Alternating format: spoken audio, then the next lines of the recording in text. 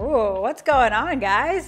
Today we are making a recipe that I think the baby is the most excited about out of all of us. We're gonna be making a super dense, delicious chocolate pecan tart in our 10-inch tart pan. So what I like about this guy is that tart pans pop out from the bottom, so they're really easy to serve, to slice, and I highly recommend you get one of these. This is 10-inch, we got it on Amazon, and the crust we actually already made, courtesy of Matt. He made this, put it in the fridge for about 15 to 20 minutes. It is our sweet crust recipe that will be linked directly in the recipe for all of this, so you can go check that out. We have a savory and a sweet that are just phenomenal and work for anything you're really trying to make. So we just made the sweet crust up real quick. To get this transferred over to the pan, it's probably easiest to first roll it out and then transfer it over and just morph it in. So we are going to cover this with another piece of parchment paper and roll it out round.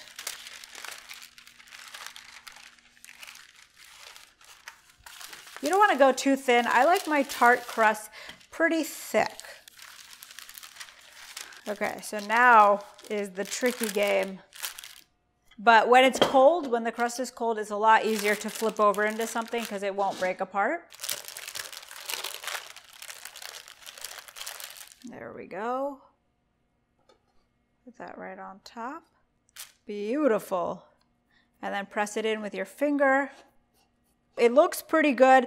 This side was a little thin, so I am just fixing it up a little by taking some of the additional top and placing it in, because like I said, I like mine nice and thick. That looks good. So all we're going to do now is grab a knife and we're going to slice off the top.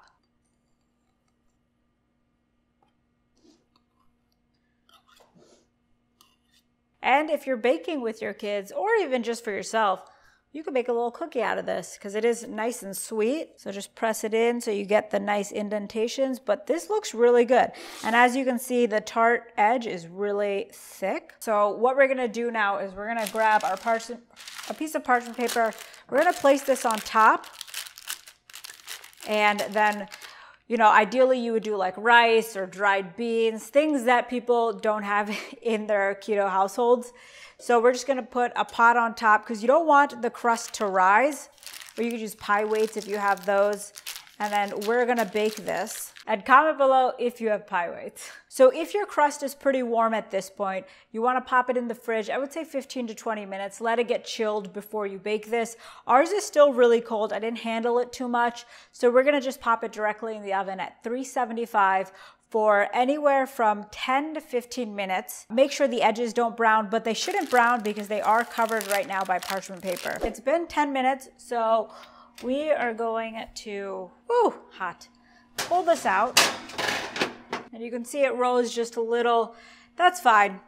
It'll still be great. We're gonna pop this back in for 4 to 5 minutes. We don't want the edges to brown too much, but we do want a little browning and this entire middle to fully cook through. So as the pie crust is finishing up in the oven, we're gonna get the filling going. We're gonna get a saucepan heated to medium heat, and we're gonna add in 1/4 cup of butter.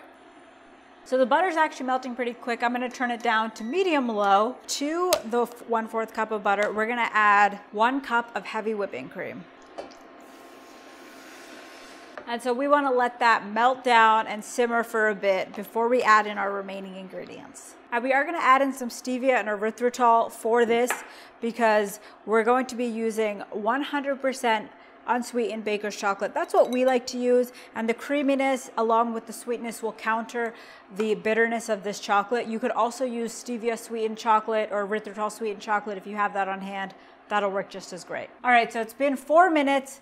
And I pulled the crust out, and the edges are slightly browned, but everything is definitely cooked through. So this is really good at this point. We want it to cool, we want it to rest before we add in the filling. So the mixture got to a nice boil, it was simmering. And so I removed it from the heat, and we are going to add in the chocolate. So this is 4 ounces of unsweetened baker's chocolate, and we're just gonna add it in and then let that whisk and melt. So this will take a little bit. You have to be patient. That is the perfect consistency. And honestly, what's causing that is that butter. Without the butter, you're not gonna get a consistency like this. Matt and I actually got in a really big fight when we first started Keto Connect, and he was convinced that cream would just melt it down. And I was like, no, it's not going to. Do you remember that fight? Yeah. It was pretty serious. Okay, look at this. This is like, we're in the Lindt chocolate factory over here. This is exactly what it looks like, doesn't it? So to this, we're gonna add 2 tablespoons of erythritol. This is powdered. We're gonna add a teaspoon of vanilla.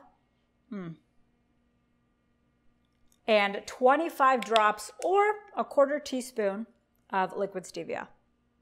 And as of late, we've definitely been using a lot less erythritol in our recipes, or we'll cut it with some stevia, but feel free to up the erythritol on any of the dessert recipes we make if you want it a lot sweeter. Now for the final ingredient, our eggs.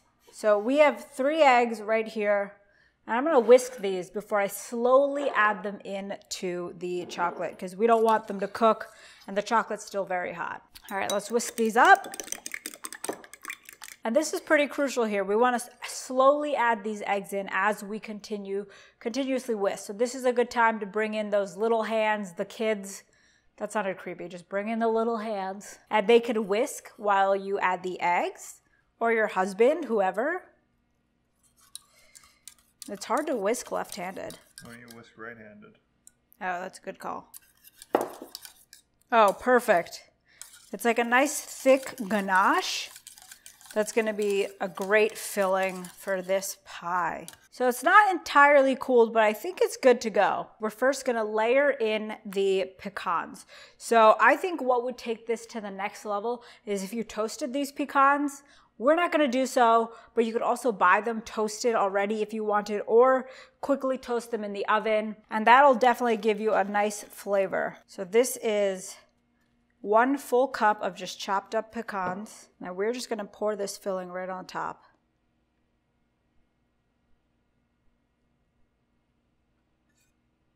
You think that's good? No, More? So that pretty much used all of it up. The rest you can just eat on its own. So we're gonna pop this back in the oven, still at 375 for 15 to 20 minutes. We'll check on it. It's gonna get nice and fluffy. It'll cook through because those eggs are in there.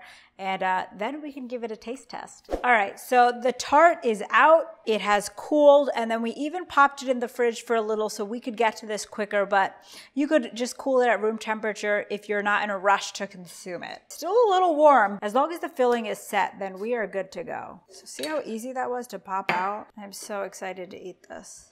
So I'm going to cut into it. Should I just cut out a slice? Oh yeah, that is thick. And remember, I'm eating for 2, almost 3. So that's a slice for me. Oh baby, look at that.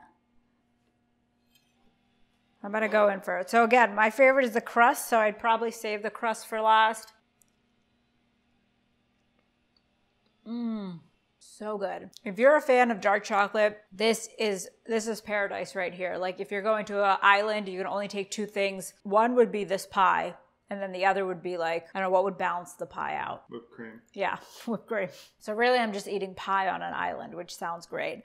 Pecans are softened slightly, but they still have a nice crunch.